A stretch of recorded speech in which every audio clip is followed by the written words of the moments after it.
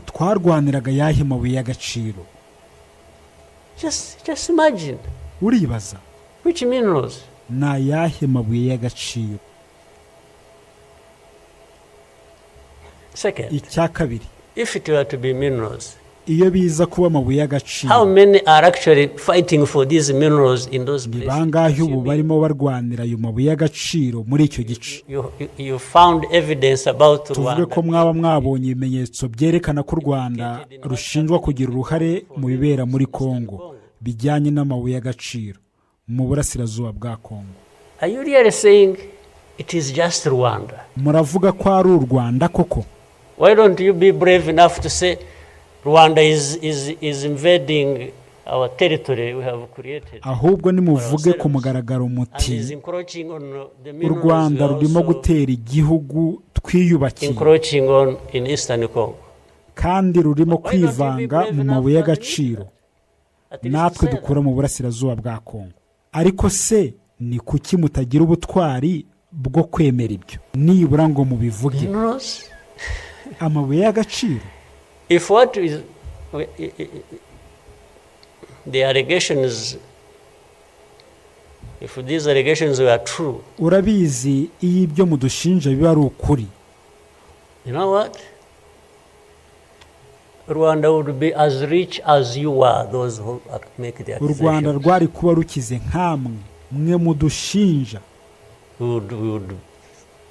Actually, we would not be needing your money at all, Ntitwari no gukenera amafaranga yanyu na gato, which you give us nothing ntayo muduha n'ubundi, and you come and beat us up for. ariko mukaza kuducyurira kuri buri kintu cyose. Yeah, that is Yego, ni ku isi imeze the world. hagati y'amateka asharira n'ubugome bw'iki gihe, The dark past and the cruel present.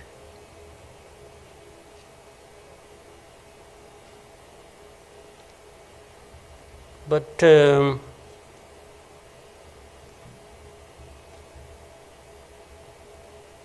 what didn't kill us ariko ibitaratwishe ngo biturangize mu myaka 31 ishize has hardened us, byaradukomeje, has prepared us for bidutegura guhangana n'ibibi byose bizahora the biza, bad things that will always come anytime these people want igihe cyose and wish. aba bantu bashaka kandi bifuza ukuri. Honestly, I want to assure you, ndashaka We will kubamenyesha not ko die. tutazongera gupfa not fighting like last time. tutirwaniriye nk'uko byagenze mu gihe cyashize. And fighting does not involve invading anybody's territory, ariko kurwana ntibisobanura Does gutera not igihugu cy'abandi, involve going after something that is not ours. ntibisobanura kwirukankira ikintu kitari icyacu. Fighting, I mean, is Kurwana nshaka kuvuga if you ni igihe find us mudusanga here hano and iwacu treat us the way you mugashaka want, kudufata uko that you mwishakiye have seen in the past. nk'uko mwabibonye mu bihe I byashize. just want to assure you, you will not succeed. Ndashaka kubizeza ko mutazabigeraho, You will not succeed. ntimuzabigeraho. I think I beg all these Rwandans Ndatekereza ko nasaba should abanyarwanda be bose ko dukwiye kuba itching for a twiteguye fight kurwana n'uwo ari we wese with ushaka anybody kuza who hano wants to gusubiza come here ibintu and turn things upside down. And I think there are many who are ready to join. kandi ntekereza for ko that. hari benshi biteguye urwo But for rugamba. our friends, Ariko ku nshuti our zacu, partners, please ku bafatanyabikorwa bacu, don't ndabasabye misunderstand us, ntimutwumve nabi, don't mistreat us. ntimudufate nabi. We have had enough of it. Twabibayemo bihagije, Take it somewhere else. mu byerekeza ahandi. take it somewhere else. mu byerekeza ahandi. You know this Bizimana who was telling you murabona this, ibyo Bizimana yababwiraga kuri ariya mateka yose. Ahubwo Bizimana niba bishoboka wagerageza kubikusanya ukabiha inshuti zacu ndetse natwe twese. Njye ubwanjye nifuza ko mumpa kopi y'ibyo yavuze, ariko nanone ndumva ari byiza ko n'inshuti zacu ndetse n'abandi ko babona iyo kopi, nabo barayikeneye. Nubwo muri ibi bihe bikomeye tubayemo ukuri kutagifite agaciro, ibimenyetso bikirengagizwa, ukuri ntawe uguha agaciro, ahubwo ikiraje inshinga benshi nicyo bishimira mu gihe runaka, ariko ntibasesengura ingingo ku ngingo.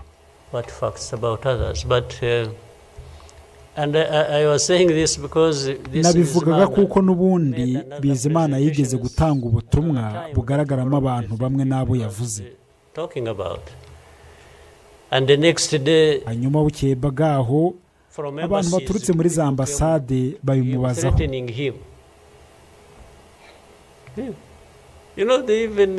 Murabizi sinzi uko batekereza kandi baratinyuka cyane kuko bagiye kumureba imbona nkubone. Ndetse ubundi butumwa bunyuzwa muri za nzira za diplomasi. Nko kuvuga ngo uyu muntu uvuga ibi si uko ibyo avuga atari ukuri, ahubwo ikibazo ni uko yatinyutse kubivuga.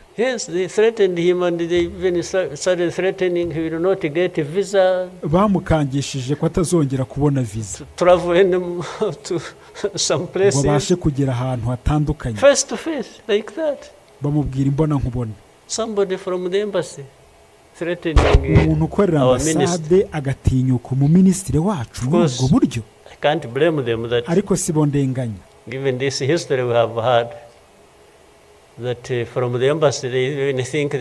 Bumva ko barusha agaciro abaminisitiri b'igihugu cyacu kuko bafite inkomoko mu bihugu bikomeye. Bagatinyuka kumubaza bati wowe ugatinyuka kuvuga gutya. This is contrary to the truth or evidence we have. Ntibamunyomoza ngo bamubaze bati kuki utangaza ibinyoma. You are saying whether lies or truth, you shouldn't have said it. Bamusabye guhagarika kuvuga niyo yaba avuga ukuri. That is the cruel present we live in. Ngubwo ubugome bw'iki gihe turimo. We must confront it. Ariko tugomba guhangana nabwo, niko bigomba kugenda kandi nta gusubira inyuma. No question about it. I've also told people nabwiye abantu ko twe dufite akarushyo. That anyway, for us we are in a sort of not bad position because the worst has already happened to us. Kuko ikibi kurusha ibindi cyatugeze. I don't think anything worse will happen ever. Nta kindi kibi cyazaza kirenze icyo. So those who are scared, fearful of anything, ubwoba batinya akari ko kose, ndashaka kubahumuriza muri ubu buryo.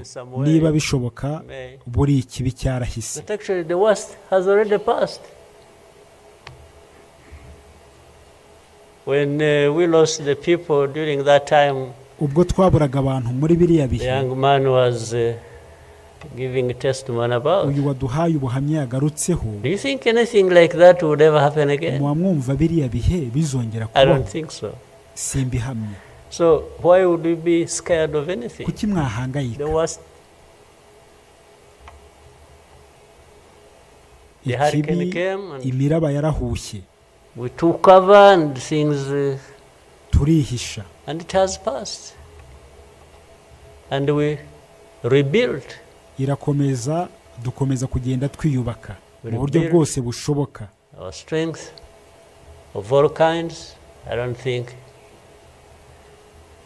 there is any other hurricane that will come and simpamya ko hari ikindi kizaza ngo kijegeze iki gihugu across the country destroying everything. I don't think so. Simbihamye. So and this day always reminds us of some of the things. Uyu munsi uhora unyibutsa iteka ibintu nakunze kuvugaho. remember the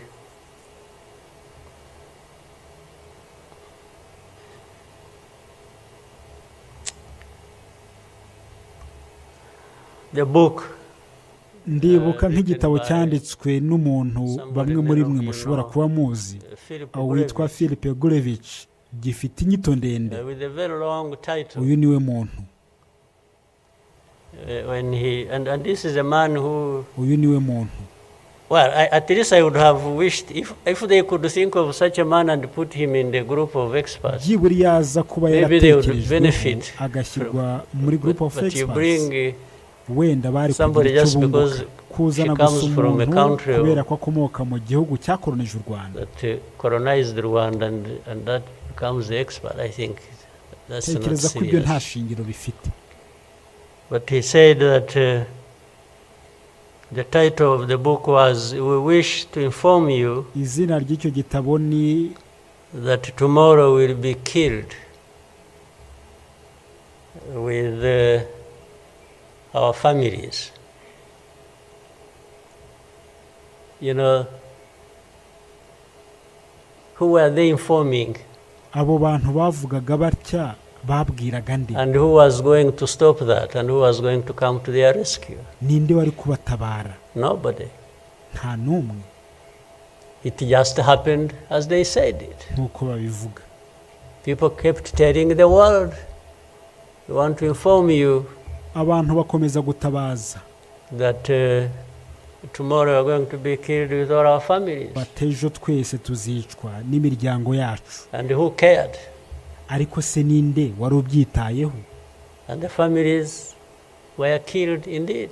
Ibyari byo byose imiryango yarishwe. Harimo n'iyo musore wadusangije ubuhamya hano. The young man who was testifying here. Well, including our families. Ndetse n'abo mu miryango yacu. Those of us standing here. Twebwe duhagaze hano duhora twandagazwa. Every single day about our history. The history where amateka yacu ahora acurikwa. There is a force that always hari imbaraga zishaka guhindura abacitse ku icumu abicanyi. So these people who give testimonies and say what happened to them, they are actually now perpetrators. Ubu abatanga ubuhamya bahinduwe abicanyi ntibakira abarokotse. So the cynicism I was talking about of what happens in this world. Aka niko kaga nakomeje kuvuga. Iyi si irashaka ko aba bantu bagize amahirwe yo kurokoka bakabura ibyabo byose n'imiryango yabo are now the victims, the perpetrators, no longer victims. Ubu nibo bahinduwe abicanyi. That's what the world wants to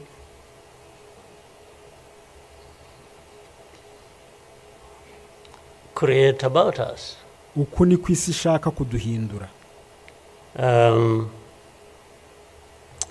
I think I should, even for,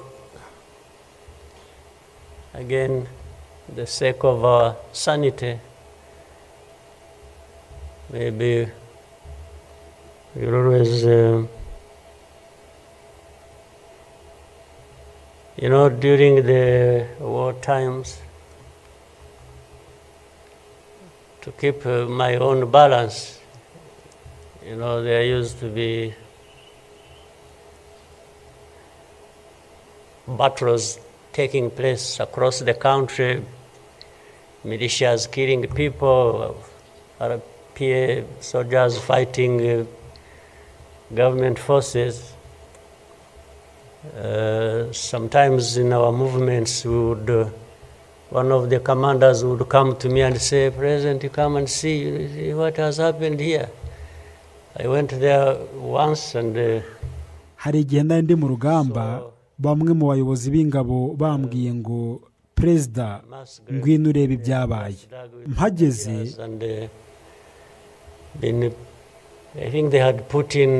nasanze baracukuye icyobo rusange cyari cyarajugunywemo abantu basaga 2,000. Cyacukuwe n'imashini nini. Ku bw'amahirwe twarukuyemo abantu 12. bakiri put them bazima. out. I was told the other day of the 12, I think they lived for some time and then now they are remaining 7 out of 12. I kept following the story. 7 are still alive. I think 5 died of... nyuma 5 muri bo barapfuye, hasigara 7. But from that moment,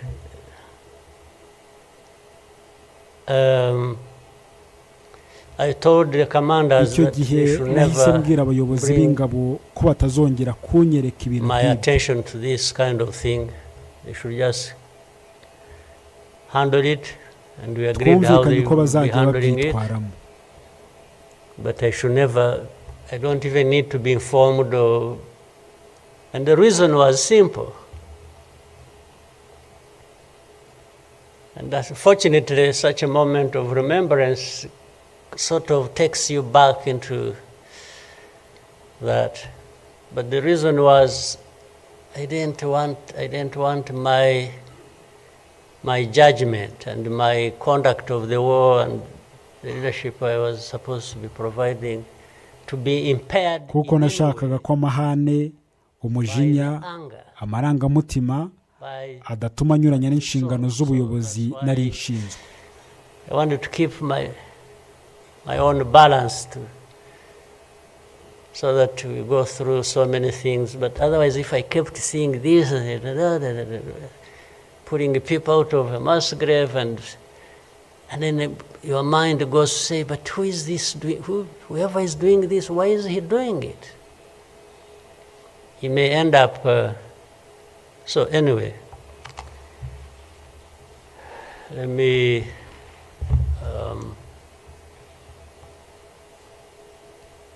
end here. There will always be another day, another year to commemorate. Mureke nsoreze hano, tuzahora twibuka abacu twabuze. But for Rwandans, I beg you,